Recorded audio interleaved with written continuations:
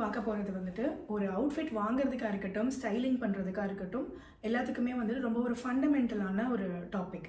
ஏன்னா இது தெரியலனா நம்ம வந்துட்டு எப்படி தான் நம்ம எவ்வளோ தான் ஐடியாஸ் பார்த்தாலும் நம்ம வந்துட்டு அவுட்ஃபிட் போட ட்ரை பண்ணாலும் அது ஒர்க் ஆகாது. ஏன்னா பாடி ஷேப் நம்மளுக்கு தெரியல. ஸோ நம்ம பாடி ஷேப்ஸ் பற்றி தான் இதில் பார்க்க போகிறோம். நம்மளோட பாடி ஷேப்பே நம்மளுக்கு தெரியலனா எப்படி வந்துட்டு ஒரு அவுட்ஃபிட் போட்டு அந்த அவுட்ஃபிட் நம்மளுக்கு நல்லா இருக்கும்னு நம்ம எதிர்பார்க்கறது. ஸோ இந்த பாடி ஷேப்ஸ் வந்துட்டு எப்படி டிஃபைன் பண்ணியிருக்காங்க அப்படின்னு பார்த்தீங்கன்னா, மோஸ்ட் ஆஃபர்ஸ்க்கு நம்மளுக்கு எல்லாருக்கும் ஒரு பாடி இன்செக்யூரிட்டிஸ் இருக்கும். எனக்கு வந்துட்டு இந்த போர்ஷன் வந்துட்டு கரெக்டாக இல்லை, வைடாக இருக்குது, இந்த போர்ஷன் வந்து ரொம்ப சின்னதாக இருக்குது அப்படின்ட்டுலாம் இருக்கும் இல்லையா? அதை பேஸ் பண்ணி தான் பாடி ஷேப்ஸே கிளாஸிஃபை பண்ணியிருக்காங்க. இப்போ நம்ம அதை தெரிஞ்சுக்கிறதுனால என்ன யூஸ்ன்னு பார்த்தீங்கன்னா, நம்ம பாடி ஷேப் தெரிஞ்சுக்கிட்டோன்னா அந்த இன்செக்யூரிட்டிஸ், ஏன் அதை நம்ம இன்செக்யூரிட்டிஸ்ன்னு சொல்கிறோம், அந்த போர்ஷன் தான் வந்துட்டு ஹைலைட்டாக இருக்குது. ஸோ லேக் ஆஃப் பேலன்ஸ் இருக்குது நம்ம பாடியில். ஸோ இதை தெரிஞ்சுக்கிட்டோன்னா எந்த ஏரியாவுக்கு நம்ம ஃபோக்கஸ் கொடுக்கணும், எந்த ஏரியாவை நம்ம ஹைட் பண்ணணும் அப்படின்றது நம்ம தெரிஞ்சுக்கலாம். ஸோ ஸ்டைலிங்கும் வந்துட்டு ரொம்ப ஈஸியாகிடும். ஸோ இப்போ நம்மளோட பாடி ஷேப்பை வந்துட்டு நம்ம எப்படி ஃபைன் பண்ணுறதுன்னு தெரிஞ்சுக்கலாம். 2 விதமாக ஃபைன் பண்ணலாம். ஒன்று வந்துட்டு நல்ல ஒரு ஃபிட்டான க்ளோத்ஸ் போட்டுட்டு கண்ணாடி முன்னாடி பார்த்தீங்கன்னா உங்களுக்கே வந்துட்டு ஒரு ஐடியா வரும், எந்த ஏரியா வைடாக இருக்குது, எந்த ஏரியா வந்துட்டு ரொம்ப நேரோவாக இருக்குது அப்படின்ட்டு உங்களால் ஒரு ஐடியா கொண்டு வர முடியும். அதை பேஸ் பண்ணி நீங்கள் என்ன டைப் ஆஃப், என்ன ஷேப் ஆஃப் பாடியில் இருக்கிறீங்க அப்படின்னு உங்களால் தெரிஞ்சுக்க முடியும். ஃபார் எக்ஸாம்பிள் இப்போ நீங்கள் என்னையே பார்த்தீங்கன்னா எனக்கு வந்துட்டு ஃபுல் எங்கேயுமே எந்த கர்வ்ஸுமே கிடையாது. ஃபுல்லாகவே நான் வந்துட்டு ஒரு பாக்ஸ் மாதிரி இருப்பேன். ஸோ நான் வந்துட்டு ஒரு ரெக்டாங்கிள் பாடி அப்படின்ட்டு பார்த்தாலே தெரியும். இல்லை எனக்கு வந்து அந்த மாதிரி பண்ணுறது கஷ்டம் அப்படின்னா இன்னொரு ஈஸியஸ்ட் வே வந்துட்டு மெஷரிங் டேப் வச்சு நம்ம மெஷர் பண்ணி பார்க்கறது தான். உங்களோட fullest part of the first 2 finger gap இருக்க மாதிரி நீங்கள் வந்துட்டு இதை மெஷர் பண்ணிக்கோங்க. ஸோ இப்போ நான் மெஷர் பண்ணுறேன்னா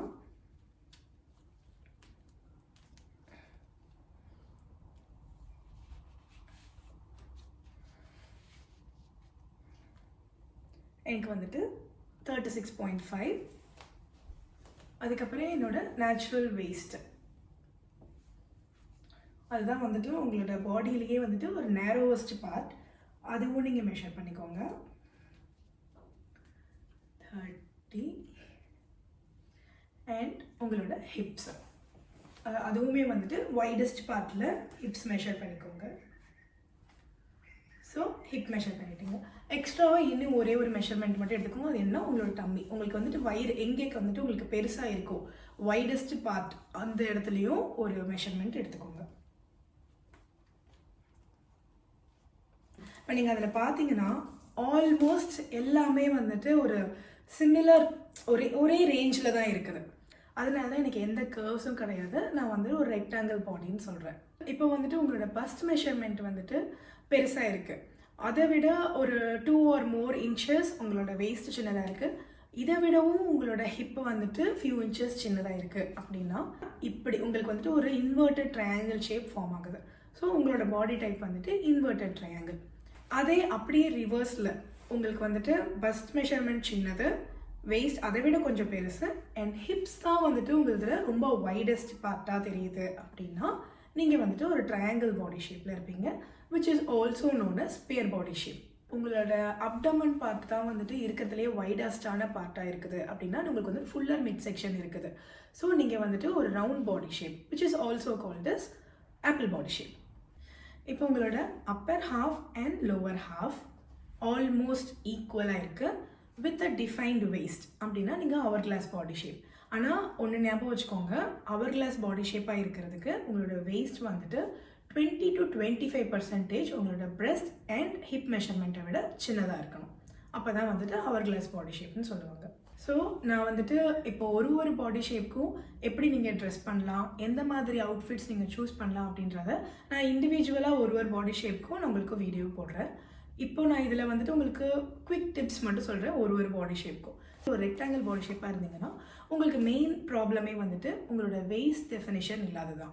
ஸோ எவ்ரிதிங் ஹை வேஸ்டட், எல்லாமே நீங்கள் ஒரு ஹை வேஸ்ட் போட்டிங்கன்னா உங்களுக்கு ஒரு வேஸ்ட் டெஃபினிஷன் கிடைக்கும்.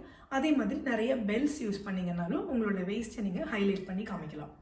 இப்போ நீங்கள் ஆப்பிள் பாடி ஷேப்பாக இருக்கிறீங்க அப்படின்னா உங்களுக்கு வந்துட்டு ரவுண்ட் பாடி இருந்தாலும் உங்களோட லெக்ஸ், ஹேண்ட்ஸ் எல்லாம் வந்துட்டு ரொம்ப ஸ்லிம்மாக இருக்கும்.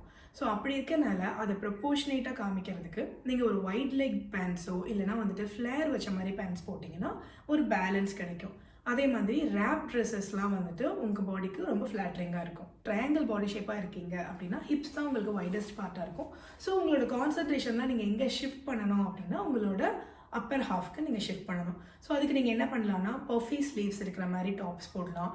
இல்லைனா வந்துட்டு டீட்டெயிலிங் அதிகமாக இங்கே டீட்டெயிலிங் இருக்க மாதிரி நீங்கள் டாப்ஸ் போட்டிங்க அப்படின்னா நீங்கள் அட்டென்ஷனை வந்துட்டு உங்கள் ஹிப்ஸ்லேருந்து மேலே கொண்டு வரலாம். இதுவே நீங்கள் வந்துட்டு ஒரு இன்வெர்டட் ட்ரையாங்கிளாக இருந்தீங்கன்னா உங்களோட ஷோல்டர்ஸ் அண்ட் பஸ்ட் ஏரியா தான் வந்துட்டு வைடஸ்ட்டாக இருக்கும், உங்களோட ஹிப் ரொம்ப நேரோவாக இருக்கும். ஸோ அப்போ நீங்கள் என்ன பண்ணலாம் அப்படின்னா டியர் ட்ரெஸ்ஸஸ் இங்கேருந்து உங்களுக்கு ஃப்ளோ ஆகிற மாதிரியான ட்ரெஸ்ஸஸ்லாம் நீங்கள் போட்டிங்கன்னா உங்களுக்கு வந்துட்டு இது பேலன்ஸ் பண்ண முடியும். ஹவர் கிளாஸ் பாடியாக இருந்தீங்கன்னா உங்களுக்கு எல்லாமே கரெக்டாக ஃபிட் ஆகும்.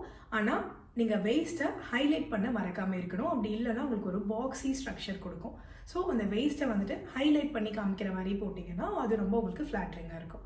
ஃபியூச்சர் வீடியோஸ் நீங்கள் ரெஃபர் பண்ணிங்கன்னா உங்களுக்கு வந்துட்டு இண்டிவிஜுவல் பாடி ஷேப்புக்கு எந்த மாதிரி அவுட்ஃபிட்ஸ் வாங்கலாம், அதை நீங்கள் எப்படி ஸ்டைல் பண்ணிங்கன்னா உங்கள் பாடிக்கு அது ரொம்ப ஒரு பேலன்ஸ்டாக ஃப்ளாட்ரிங் லுக் கொடுக்கும் அப்படின்ட்டு நான் சொல்கிறேன். பாய்.